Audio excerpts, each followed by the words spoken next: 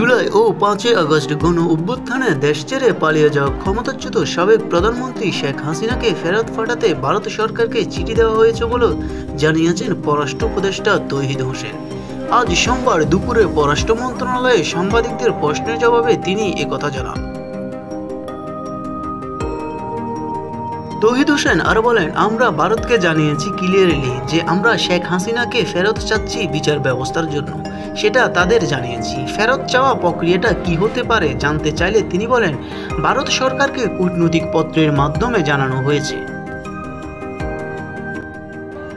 এর আগে সকালে ক্ষমতাচ্যুত সাবেক প্রধানমন্ত্রী শেখ হাসিনাকে ফেরত পাঠার বিষয়ে ভারতের সাথে যোগাযোগ করতে পররাষ্ট্র মন্ত্রণালয়কে চিঠি দেওয়া হয়েছে বলেও জানান পররাষ্ট্র উপদেষ্টা lieutenant general of Mohammad Jahangir Alam Chowdhury.